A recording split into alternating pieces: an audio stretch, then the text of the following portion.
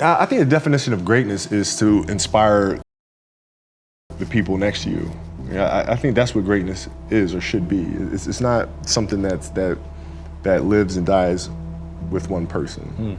It's how can you inspire a person to then in turn inspire another person that then inspires another person. And that's how you create something that I think lasts forever. Yeah. And I think that's our challenge as people, is to figure out how our story can impact others and motivate them in a way to create their own greatness. There's a quote from one of my English teachers at Lower Merion named Mr. Fisk. He had a great quote that said, "Rest at the end, not in the middle." And that's something I always live by. You know, I'm not gonna rest, I'm gonna keep on pushing now. There are a lot of answers that I don't have, even questions that I don't have. But I'm just gonna keep going. I'm just gonna keep going, and I'll figure these things out as we go, right? And you just continue to build that way. So I try to live by that all the time. And what brings you the most joy right now? Being with my family. Really? That is the most fun. It's just, it's hanging out with them all summer, being able to like do things that I ordinarily couldn't do. Yeah. Because of training, because of season and stuff like that. So being around them and watching Bianca grow up, because there are a lot of things that I miss with Natalia and Gianna because I was playing. So being there every day with them is so much fun, man. So it brings me the most joy. What does love feel like?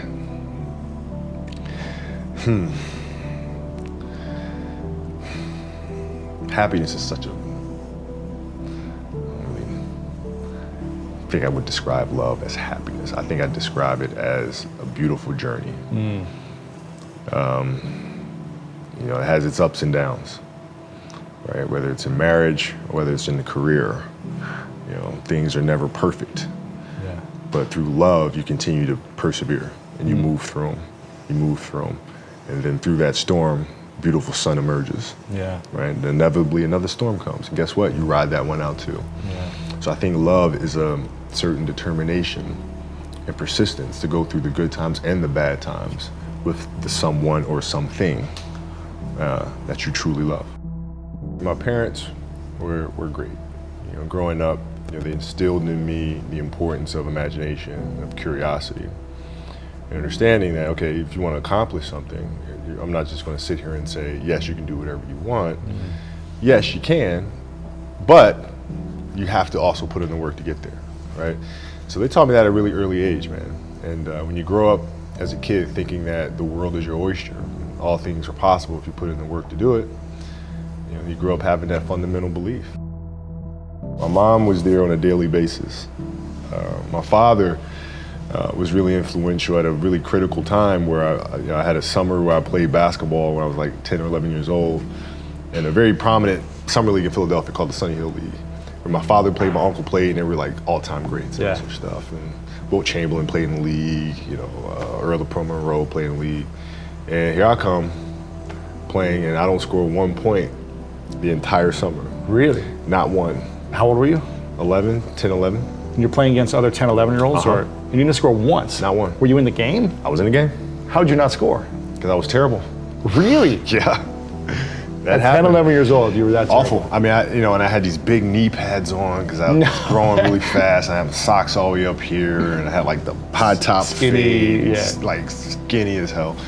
And I scored not a free throw, nothing, not a lucky shot, not a breakaway layup, 0 points. And I remember crying about it and being upset about it. And my father just gave me a hug and said, listen, whether you score 0 or score 60, I'm gonna love you no matter what. Wow. Now that is the most important thing that you can say to a child. Because from there, I was like, okay, that gives me all the confidence in the world to fail. I have the security there. But to hell with that, I'm scoring 60. Let's go. Right. And from there, I just went to work. And I stayed with it, and I kept practicing. When you're in this culture in our society, you can do some phenomenal things individually, but they'll never reach their full potential unless you do them collectively. And you have to figure out how to do that. The challenge for me was always compassion and empathy. I think about 2009, things started changing for me. I started really making a conscious effort to better understand. And that doesn't mean, you have compassion and empathy so you go softer on them. It's more like you put yourself to the side and you put yourself in their shoes and understand what they're feeling. And then you have to make certain decisions of, okay, what buttons do I need to push for this player to get them to the next level? So it's not sit around and it's all happy-go-lucky type of thing. If you're leader, your job is to get the best out of them, even if they may not like it at that time. One of the things that I had to learn is how to get the best out of my teammates. Yeah. And most people think it's a simple thing, pass them the ball. But that's not how you make guys better. You have to really affect their behavior. How do you do that? So, I would tell guys, we got back-to-backs. I don't care if we're in Miami, I don't care if we're in a great city of Chicago. You can't go out, we gotta get rest. Right? Back-to-back games. Back-to-back games, right? Monday, Tuesday. You play Monday, you play again Tuesday. Guys aren't gonna listen, right? Right. So a few times, say, all right, we'll all go out. We'll go out together. Really? I'll drink with you, right? But the next morning, I'm banging on your door at 5 in the morning. Let's go. They're not getting Where are we going? I hung out with you, now you come hang out with me. Wow. This is what we do, all right, let's go. And we're at the gym, we're working out, right? We hit the bus, we go to practice, we play that night. And they're dead. And they're dead. And they're like, lesson learned. Really? Lesson learned. So take them out once. Listen, if you're gonna do that, but don't let that compromise what we're here to do. Right. This is why we're here. This is why you're here in the first place. What does losing feel like to you? It's exciting. Why is it exciting? Because it means you have different ways to get better. There's certain things that you can figure out that you can take advantage of, right? Certain weaknesses that were exposed that you need to shore up, right? So it was exciting. I mean, it sucks to lose. Right. But at the same time, there are answers there if you just look at them.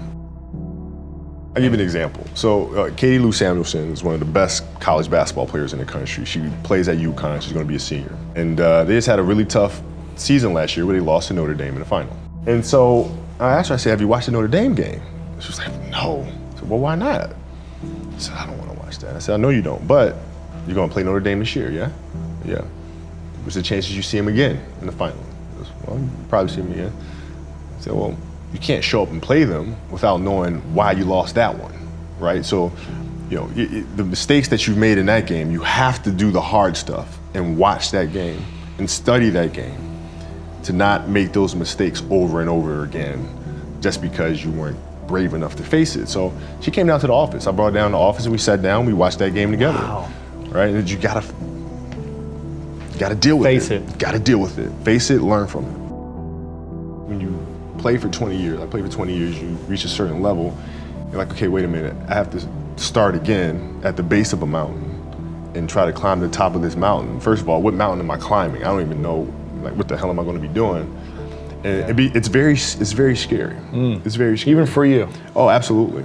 Wow. Absolutely. And the thing that helped me actually was hurting my Achilles, because that forced me to sit there and say, okay, the day could be today that your career is over.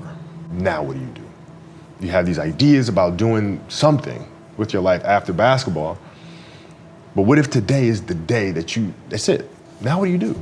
So I had all this time sitting there with my Achilles injury and contemplating and thinking, and I said, I better get to work. Wow. And that was that. The mentality book is really about process and craft. I've broken the book up into 2 sections.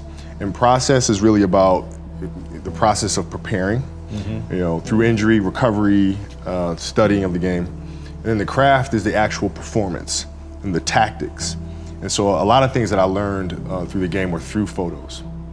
You can look at a photo and see like a player making a move, and look at the angle of his feet, look how he's using his hands on defense, and I can really break down things to the smallest detail through that.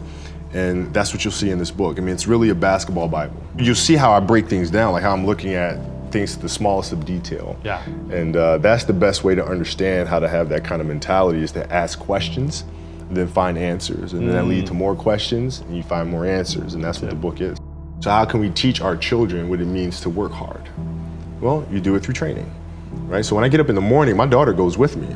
4 a.m.? 4 a.m. My 15-year-old goes with me. She goes with me before school, and it becomes a daddy-daughter thing. That's cool. She just got her permit, right? So she drives in the morning. It becomes a cool thing, right? But through that process, she understands the value of hard work and things taking time.